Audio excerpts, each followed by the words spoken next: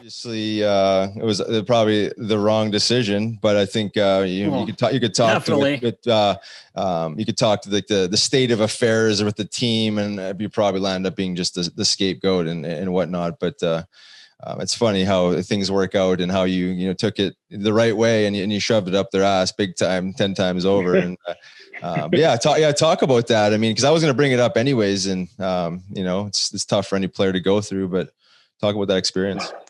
Yeah, I just think when you're a young kid and you had success your rookie year, and I stayed in Philly all summer.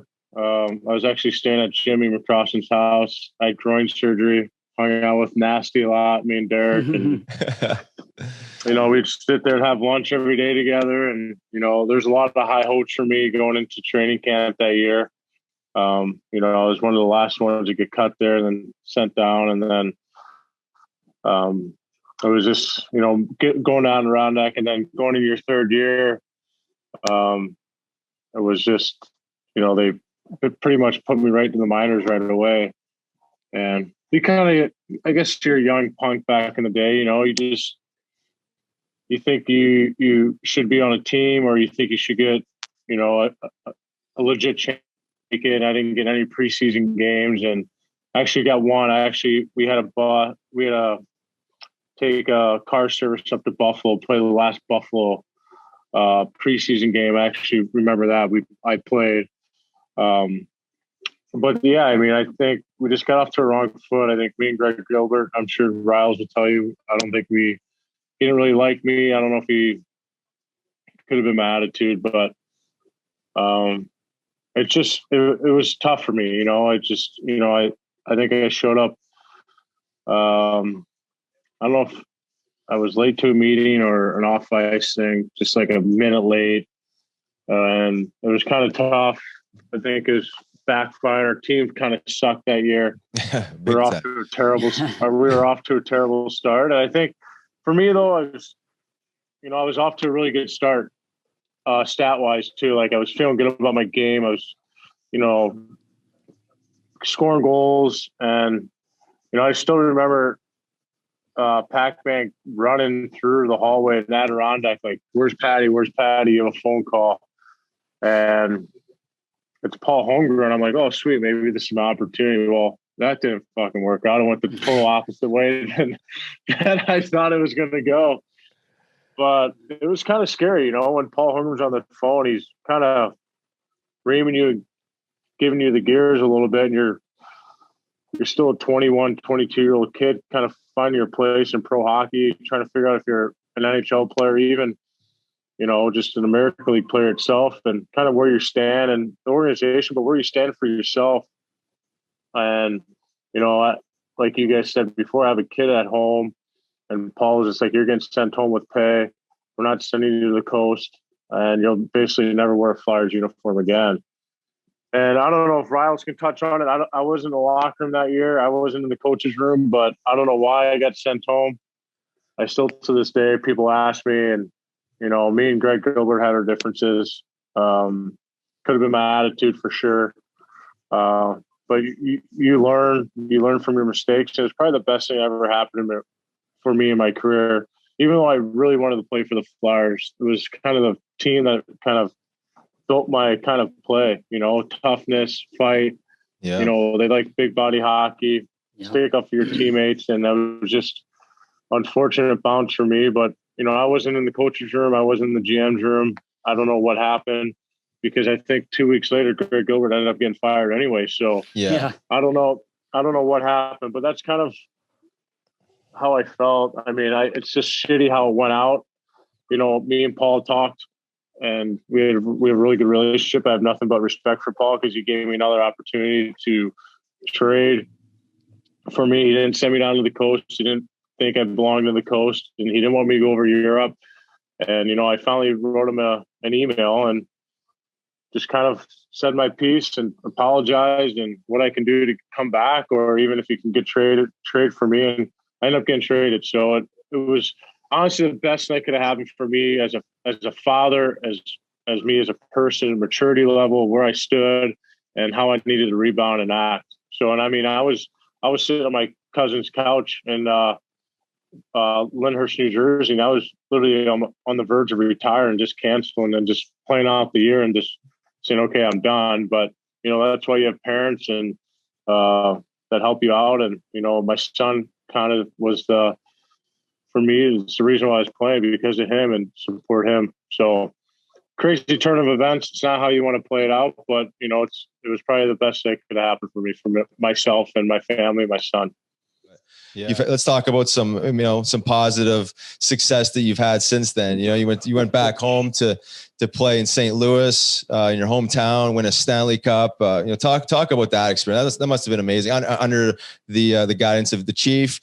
Chief, obviously, with the connection with the Flyers, and we've had him on the show before. So talk about that. That must have been surreal. Yeah, it was unbelievable. So when I was going into free agency there, I was just trying to figure out where I wanted to go, and Doug Armstrong called, my agent at the time, and you know, we were just knocking on some doors and just kind of feeling out what we were going through. And, you know, it was kind of a tough off season for me. I went through back surgery, then I went through knee surgery, all in one summer. So I thought I was going to get, you know, a decent looking deal, but, you know, when the push comes to shove, and, you know, now that the cap is against the wall now, and you just kind of figure out what term you can get. And, you know, we had some teams, quite a bit, but a lot of 1 years, a couple 2 years, but I wanted to go to the team that I had success in the past and I had an opportunity to win again. I was kind of betting on myself to hopefully put up another 40-point season and, you know, ride it a little bit. And, you know, St. Louis was there. You know, I would just, you know, I love Ray Shero and the Devils. You know, I was really hard. I was so close to going back to New Jersey because I loved Ray Shero so much and I loved the organization. But I just felt like, how can I tell my son that I had an opportunity to play in St. Louis? You know, I wanted to win a Stanley Cup. You know, I think that prolongs your career just, you know, an extra few years if you win. So it was a tough decision, but I thought me and Doug had a great conversation, sat down, and, you know, I signed, and we didn't get off to the best start. You know, for me personally too, is individual stats, I was off to a terrible start. I had one goal all the way in January, I think. And, you know, just the lines weren't meshing. Everything was kind of all over the place. Chief takes over. And he just basically brings us in. And, you know, you guys know Chief, Riles, you played for him. Nasty, you had him. And you guys are all close. And he just wants hard work. That's all he wants. He wants you to go out there and work hard and, you know, sacrifice yourself every single night. If you work hard, you're going to play in the lineup every night. And he took over and he gave me a life of confidence. You know, I had Chief in the minors. You know, he watched over me when I was in Philly, so he knew what I can bring to the table. And he gave me an extra juice. And not only that, but he gave everyone else around him, like the guys that were struggling throughout the year. And the team just adapted to Chief. But to put on that blue sweater every single night, to have my mom and dad there, my siblings watching me every single home game. I mean, it was pretty cool. Like my buddies, and I wouldn't change it, you know, for anything. You know, some people go back home and you hear the terrible stories, you know, like fucking tickets and, you know, not doing well, your team's shitty. And but it started like that in the beginning, and then the tides turned. Chief did an amazing job that year. Hats off to him. You know, he brought this team together, the whole coaching staff, and, you know, the GM believed in us. That's why he didn't get rid of anyone. And he knew we had the team. It was just putting it all together, and we did. And, you know, raising the Stanley Cup, being from St. Louis, it was fucking, it was unbelievable. You know, my son's on the ice after the game, my mom and dad, and my older brother ended up going, and my sister, other middle brother, didn't end up going, but they were there at the stadium waiting for us when we got off the plane. So I mean, it was something I'll never forget. It was the coolest moment of my hockey career, playing for St. Louis, putting that sweater on, watching them growing up in the old Checker Dome. the arena with my dad. My dad 2 season tickets. I would sit on my dad's lap. My two older brothers would sit in the other seats. So you just have those fine moments of like watching Adam Oakes and Craig Janney and Scott Stevens. And I mean, shit, we had so many good players, Chris Pronger, right. Wayne Gretzky in 95. I mean, the teams we had were just unbelievable. And Brendan Shanahan, I mean, you go down the list and you just always wanted to play. As a kid, you go through those moments when you're playing in the driveway with your brothers and scoring the big time goal. And I ended up living that throughout that year, like scoring, 2 huge goals and winning the Stanley Cup in your hometown. So fuck, boys, it was something that I'll never forget. It was unbelievable. It was the best feeling of my life. And, I'm so proud to be from St. Louis, but even, more proud for me to be able to put that sweater on the team I grew up watching and playing. So I'm glad I got the opportunity to do it.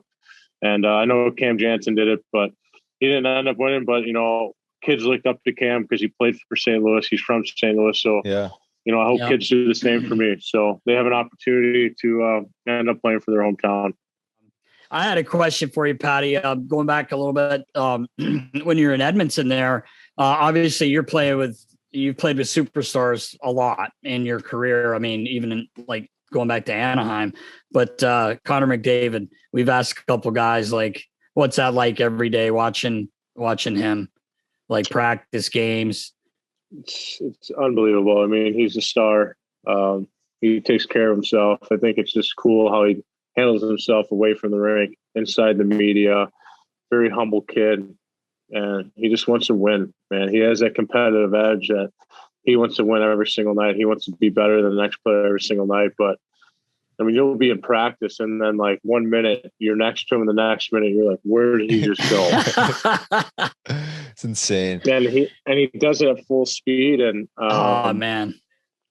And his hands move so fast, and sometimes it just looks so casual when he shoots the puck, or like when he's just stick handling and 2-on-1, he's just like looking back and forth. He's not even looking at the puck. He's not even looking at the net. It's just crazy what he can do. His vision on the ice is unbelievable. Yeah, I had the opportunity to play with him. It was pretty cool. I mean, I had a lot of success, obviously, playing with him. So that was really, really neat. We brought the team to the playoffs that year, and we could have made it to the conference finals. But watching him as a kid and just watch him develop as a leader, and become a player that he is right now. I mean, he's taking an Edmonton team right now. Him and Draisaitl are, 2 elite players that are going to be elite for a long time to come in this league, and they're only going to get better at age. And that's what's scary about these two. I mean, they're just so good, and I'm proud of them. I hope Edmonton does well, man. I know he's a competitor. He wants to win. But it was fucking awesome playing with that kid every single night. Knowing I get the chance to play with him, people chirp me all the time about it, but fuck, you still have to put the puck in the fucking Hey, man. Hey, Greg, man. You get the... That's it. Yeah, you can pass it to me all you want, but shit, you still got to put it in. Eh? You have to, man. They don't ask how, right? That's right. Yeah, exactly. I had it's. I always remember you like again like a glue guy. Your teammates liked you, and you like to have fun. Maybe a little too fun, who knows? But we all did, right? we all did. But I remember like the one knock on your game back in the day was your skating, right? And like you see how the game's gone with the speed. You're talking about playing with McDavid and stuff like. Talk about that a little bit, because we're talking about the training and the evolution, but like obviously at some point you said, well, yeah, I mean every player can work on their skating, right? I mean, that's just like the foundation of the game, but somewhere along the line you must have, and then you're still, thriving in today's game, which is arguably the fastest hockey game's ever been played. And you're again bringing the element of old school, but obviously your skating has improved tremendously. You put some ton of time into it. Talk about that a little bit. Yeah. So when I was young, I always knew I was the slowest skater on the team, but, I always had to find a way to adapt to it. And, I always sat in my garage and stick handled with a golf ball and just worked on my hands. I'd shoot it against a brick wall and always kind of turn my head a little bit, move my eyes a little bit, just kind of see, where I could see the passes. And I played a lot of roller hockey back in the day, and that helped my vision, my hands, and my hockey sense, where it kind of adapted to me to the NHL. So, when I got to the American League level, guys were better, guys were stronger, fitter, faster, and I just had to adapt to where in the summertime I'd go home and just kind of work on positioning where, I'd get the puck on the wall, have confidence with it to make a play, and make a play in the middle, make a play to the weak side D, and I just got very positional for myself, especially day and age now where it's so fast. You have to adapt, so you have to use your hands, your hockey sense. So for me, I just try to be strong on the boards and make good outlet passes, and I know once I get going, I can meet them there.